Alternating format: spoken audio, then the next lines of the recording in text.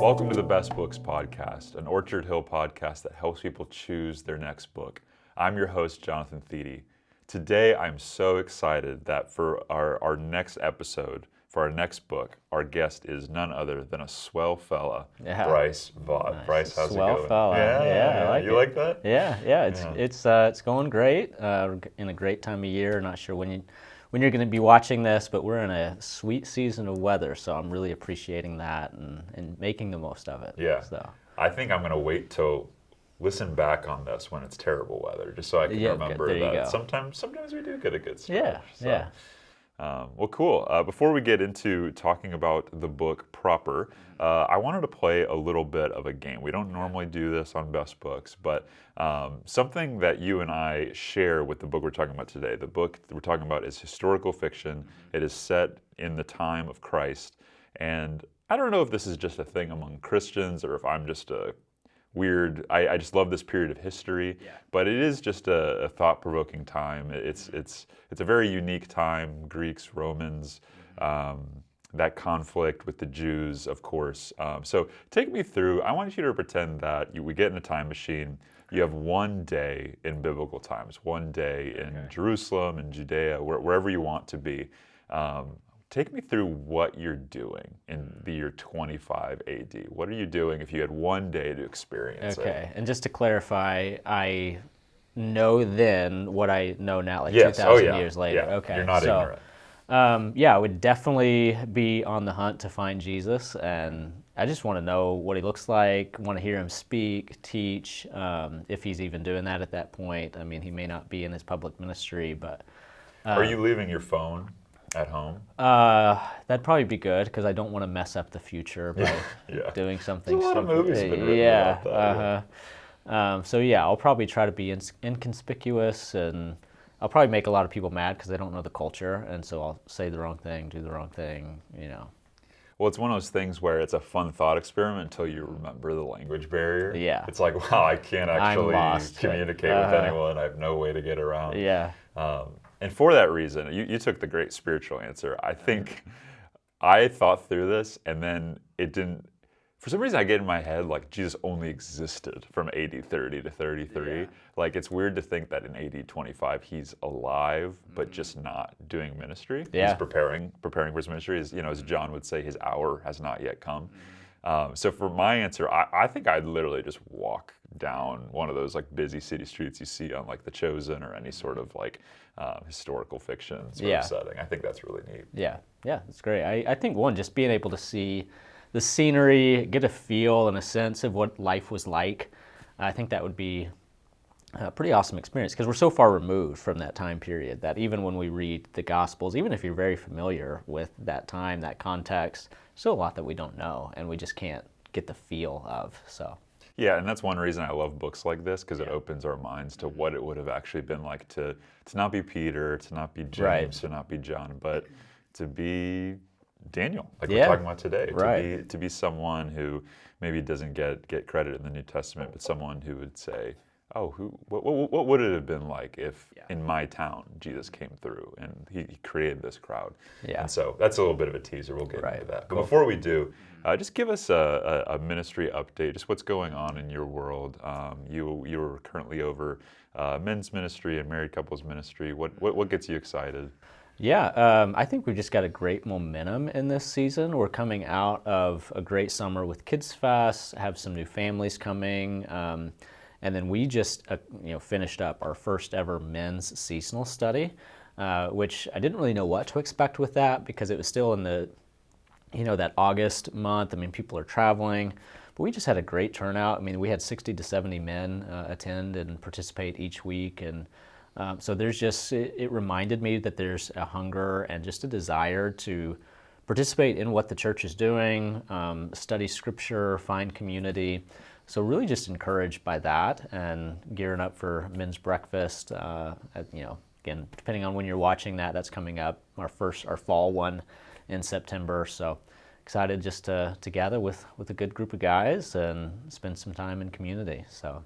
Yeah, and it probably would be helpful for people listening to clarify that you do a men's breakfast pretty much always in September, always is it In January, yeah. So we typically start the fall semester with one, and then what is the spring semester? It's more winter by the time we're doing the breakfast. It's because it's in January. But yeah, two breakfasts a year. Always one of my favorite events, just to see guys connect. And honestly, if you're new, that's a great opportunity just to come and attend. Low pressure, sit at a table with some guys, get to know them, enjoy a good breakfast, hear a speaker, and just have some fun. So yeah, it's one of the joys of what we get to do on adult ministry is each adult ministry team, we have young adults, we have men, we have women. We each get about 5 events a year that make the website, that people register. It's the whole idea is to build excitement so that a lot of people can come out, and especially we have in mind the people who are new to the church, people who maybe they've been there on a Sunday on a weekend service, but they haven't been able to really meet people. And so our job, our task is, the way we see it, is to help people connect with one another. And so we're always trying to connect people. And so whether it's men's, whether it's married couples, young adults, it's a great time for adult men. Well, and those events are great for people to invite new people in, because I mean there's a lot of people who might be hesitant to just coming on a weekend service, but to a breakfast, they'd be willing to do that if they're close with the person. So it's a great opportunity to invite and just let people be exposed to what the church can be. So. Yeah, absolutely. Well, let's get into the book. Yeah. Today, Bryce and I will be discussing the book, The Bronze Bow by Elizabeth George Speare. For our YouTube visual watchers, you see the book in front of you. That's what it looks like. So Bryce, why did you choose this book? Yeah, it wasn't necessarily one that I went out looking for. So my wife, Brittany, when she's getting around in the morning, she'll listen to different podcasts, and every now and then she'll listen to the Bible Project podcast, which is pretty popular. You see those Bible Project videos that walk through books of the Bible, giving a summary. But they have a podcast where they go a lot deeper into content. And one of the guys on that podcast had referenced this book as a book he was really enjoying reading to his kids. And it's, again, a historical fiction book that she's always on the lookout for good kids books, and particularly Newbery Award winners, and that's what this book is. What does that mean? So it's an award given to the top children's literature books. So I think there's one for every year that they've been doing this. Is it specifically Christian, or is it any book? Okay, yeah, any children's book. Any children's book. It doesn't matter the background, but yeah. So it's a Newbery Award winner, which just gives it a lot of credit. And so they were talking about this book on the podcast, how they really loved reading this book to their kids, and so Brittany just ordered it, and I saw it on in our living room after it came in. Once I looked into it, I was like, well, this kind of sounds interesting. And honestly, it was just a nice change of pace, because we, especially in our roles, we're reading a lot of theology books or commentaries, just preparing for maybe a more academic type of setting.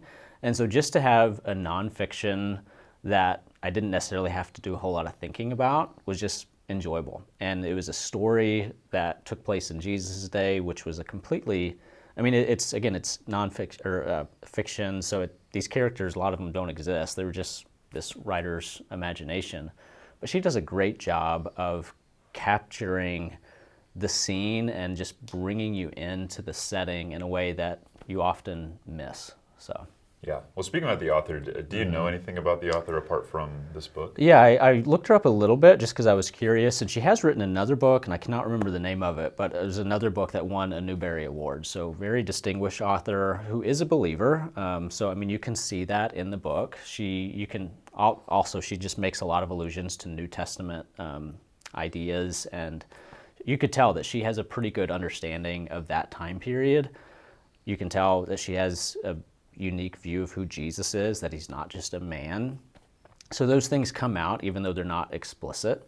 She's very well respected, great author, and I think she primarily wrote children's literature, but I'm not totally familiar with all her work. So yeah, wonderful. Yeah. So with a book like this, we want to do our best job of giving people a taste of it, but not giving away key elements. And so with any of these questions, feel free to turn them down if we don't want to spoil anything. But If it doesn't spoil anything, why is it called the bronze bow? Yeah, so basically this character, Daniel, who's the main character, he's about an 18-year-old from this small town in Judea, and he is on a mission because of some past trauma that he hates the Roman people with just a passion. And so he has joined this rebel gang who is, the leader is, has this message that he's working to overthrow Rome. But Daniel connects with two other young teenagers, twins, this guy named Joel and his twin sister Thasia. And they connect with just kind of a unique, just a friendship.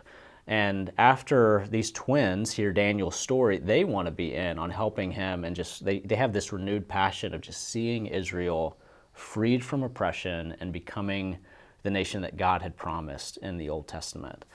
And after an event, Daniel's wounded, he's being cared for by Joel and his sister, and they make this pact to work together, and they have to come up with some symbol where they can communicate to one another without being caught. And they use this bronze bow, which comes from Psalm 18, verse 34, which depicts, it says, God trains my hands for war so that I might bend a bronze of bow, or a bow of bronze. And so they come up with this bronze bow that God is going to empower them and give them what they need so that they can accomplish their mission of seeing Israel free.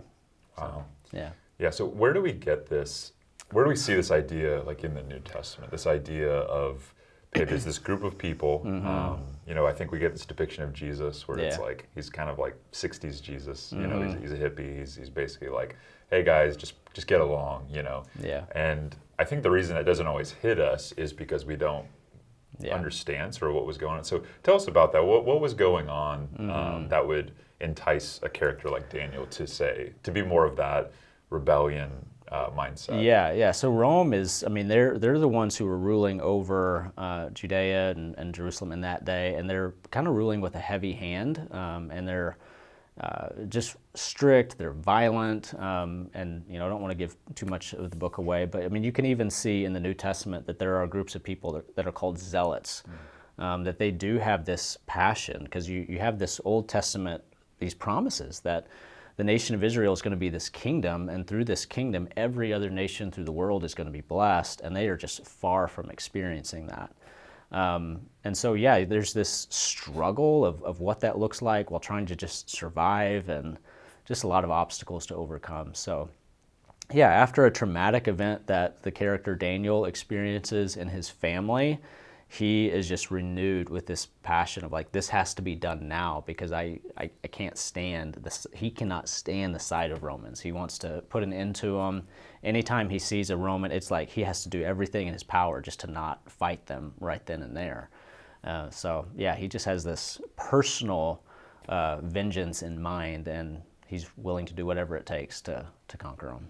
So. Yeah, let me throw this at you and tell me if this is me being overly simplistic. Sure. It kind of, when I'm hearing from you, it kind of sounds like a zealot, because the word zeal just means a passion, right? It's just someone who's passionate for the Lord, passionate for his what he's bringing about. In this context, it kind of sounds like the zealots were these people who they wanted to they wanted to almost force God's hand. Yeah. They wanted the future that God had promised, but they wanted to bring it about maybe quicker. Yeah. There's another book I read recently by Philip Yancey, and it's called The Jesus I Never Knew. And one of the chapters, he looks at some different key groups in Jesus' day, and one of the groups he references are the zealots, and they were just kind of like this.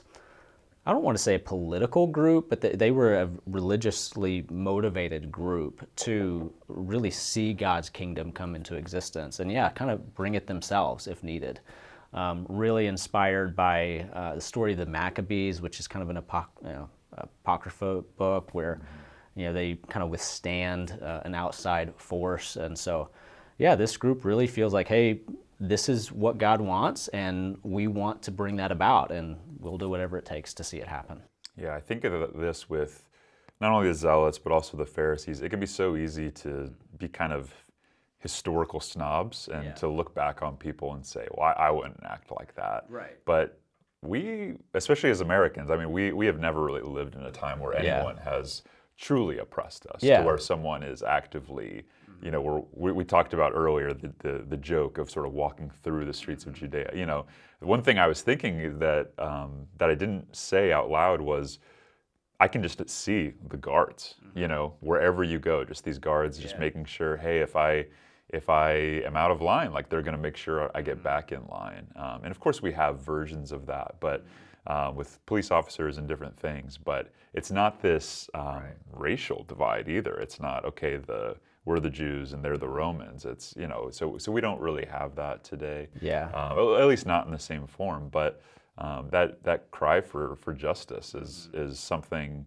not to be sneered at, I think, not to be judged too quickly. I think it's better when we're reading a book like this to sort of see what attitudes of myself do I share with a character like Daniel. Yeah, and I think that's why I really appreciated this book, because it does just, again, it's a story. You know, there's a lot of resources we can go to try to understand the context, the historical context of Jesus' day.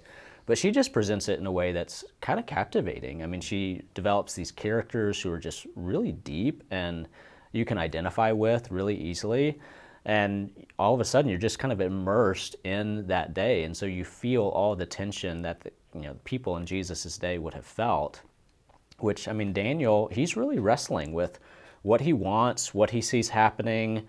And all of a sudden, this character, Jesus, shows up on the scene, and his message, like, he's a really appealing, captivating character that Daniel just finds really interesting.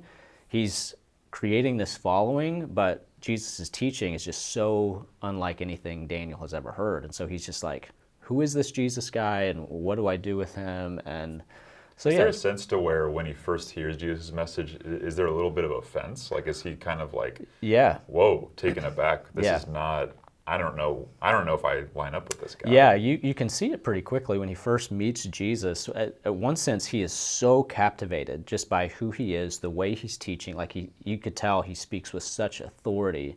But then how he speaks about love, forgiveness, it makes Daniel mad. Like, and at first he's really upset with this Jesus character. But then he also begins to see the way Jesus heals people and brings just this peace to people, and he's, eventually he experiences that personally in a way that begins to change who he is. Yeah. So. Changing gears a little bit, thinking about just your experience reading this book, is this a book that you felt first 50 pages, I am just in, I'm sold out, I'm going to finish it, or was it more like, hey, it's a bit of a slow start, but I'm glad that I pushed through? Yeah, a little bit of both.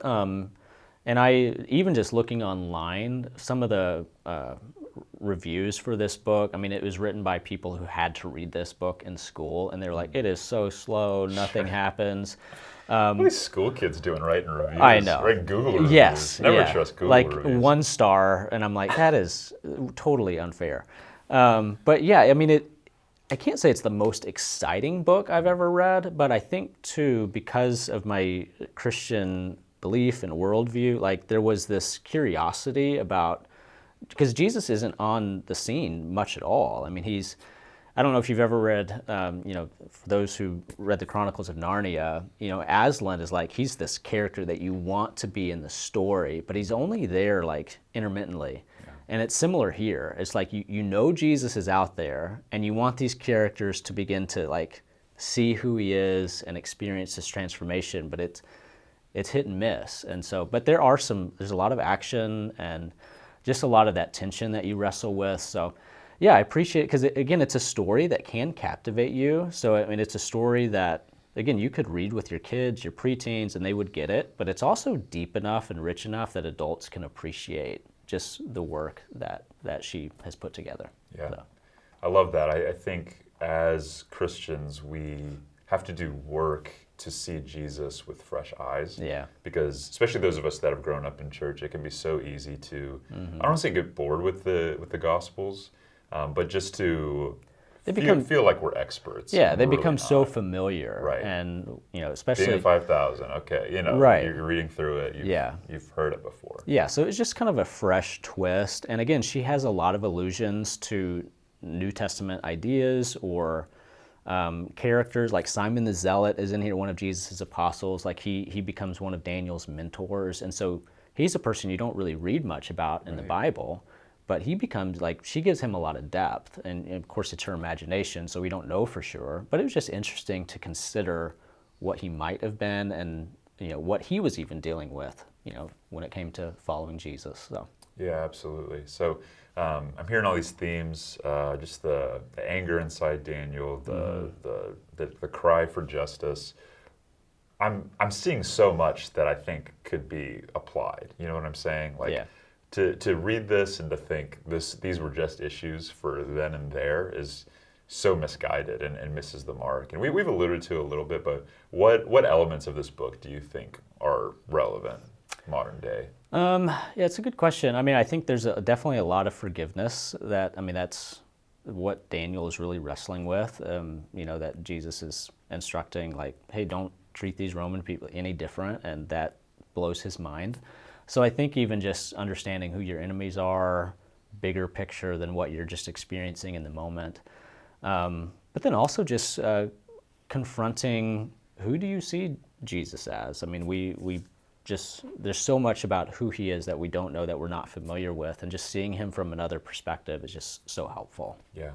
I think for me, the message of suffering is still hard for people to swallow. Like even people that confess to be Christians, I can't count how many times I've seen someone explain away passages that Jesus said because they're just too hard to accept. The one that comes to mind is on the Sermon on the Mount. It might not be in the Sermon on the Mount. You'll have to correct me if I'm wrong. But where Jesus is basically saying, "Hey, if someone strikes you on the cheek, turn to him your other cheek." Yeah. I've heard it. And people dive into like the historical context, and they come up with a situation where, okay, well, on the surface, it seems like what Jesus is saying is that suffering is good, and that, but they explain it in such a way where they almost twist it. It actually means the exact opposite. It actually means stand up for yourself. Don't let anyone take advantage of you. And then it's like, well, what could he possibly mean by if someone takes your tunic, offer him your coat. It's we have such a discomfort with the idea that Jesus might be calling us to suffer. And I see it in that, in that same passage, it's that go the extra mile. That's where that comes from. If a centurion, if a guard, if a Roman officer asks you to walk a mile, because that was in the context, right? Yeah. Any guard, any Roman could basically go up to any Jewish person and say, hey, carry my stuff for a mile, which is kind of crazy to think about. Imagine a police officer walking up to you and it's like, hey, walk with me a mile. It's like, well, no, I'm going to the bank. Like, you can't tell me what to do. It's just a different world. Yeah. And so, how provocative for Jesus to say, hey, if he asks you to go 1 mile, go another one with them. It's like, what are you talking about, Jesus? Like, I have stuff to do, And so I think sometimes my overall point is that's the way a book like this can help us to see, wow, this really is relevant to me. Right, and that exact scenario actually plays out in one of the chapters in the book. So this Roman guard just comes across Daniel and the twin sister Thasia, who Daniel actually begins to find attractive and begins to have feelings for. But this Roman makes them carry his stuff, and he's really struggling. I mean, she does a good job of just bringing out the tension that he's wrestling through. Yeah. So. Well, bring us to the Sunday school answer. How should being a Christian help us accept these things, help us to actually practice forgiveness? Yeah, I think just coming to understand who Jesus is and what he's done on your behalf, that he's not just this messenger with this global view or vision, even though he is. Like, he has really a vision and message that is going to impact all of creation. And so there's that appeal, but he's also very personal, and he begins to work on your own heart and in your own situations. And when you begin to experience Jesus' love and grace and mercy on your behalf, it really begins to change how you treat others. And that's really what the Apostle Paul teaches. It's like, forgive as Christ has forgiven you. And so just to understand Jesus' work towards you really impacts how we begin to treat others. Yeah. So. I think in the same way that the Zealots fell for the trap of seeing themselves as always the oppressed, always the losers, and the Romans is always the oppressor, always the winners. We do that ourselves. But I think what Jesus does at the cross is he's showing us that we are there are times where we're in the wrong, and that's how he responds to us. And so I think it's almost that argument of greater to lesser. Man, if the God of the universe can come down to my level to talk about fairness, right? To be in a situation that is not even royally unfair, that is, cosmically unfair, how much more can I go the extra mile? How much more can I turn the other cheek? How much more can I give them my tunic as well? Right. So, yeah. Well, let's think of specifically for us here serving at Orchard Hill. Coming across people on a weekend service. Who is this book for? Yeah, I think if you really, I would say it's for anybody. I mean, again, it was written as children's literature, so. Even if you're a preteen or teen and you just love stories, I think you'll really enjoy this. But especially even for those parents who just want to bring their kids along and integrate them into this worldview, a Christian worldview, I think this is a great book to read with your kids, with your family, because again, the story is captivating enough that it will capture the attention of children, but it's deep enough and rich enough that I think parents would enjoy just some different insights that they would read through it. So it's a great opportunity to have a good conversation, talk about some of these issues that we've brought up here. But then also, if you're just, even if you don't have kids, you just love stories, it's a nice story to read through. And it's a pretty easy read. It's written for children. So you don't have to have a PhD to understand what's taking place here. It's a good book. So probably a master's though, right? Yeah, for sure. Cool. Well, Bryce, you're making me really want to pick up this book. I haven't gotten a chance to it yet, but I'm definitely going to read The Bronze Bow. We've been talking to Bryce Vaught about the book The Bronze Bow by George Elizabeth Speare. Bryce, thank you so much for coming on today. Yeah, my pleasure. Enjoyed being on. Yeah. Well, we really hope you enjoyed this conversation. If you enjoyed content like this and want to see more conversations like this, please log on to Orchard Hill Plus. If you're on YouTube, we have many other videos, whether it's perspectives or best books or anything in between. And this is going to, in turn, help us accomplish our goal of helping people find and follow Jesus. So if you would, do us a favor, like, comment, subscribe, all that on the video. Or if you're on a podcast platform, be sure to subscribe so that every time we post one of these videos, we post one of these podcast episodes, rather, you'll be able to take a listen. Please join us next time as we continue to highlight books that will help you along on your spiritual journey. Until then, I'm Jonathan Beatty. This has been Best Books.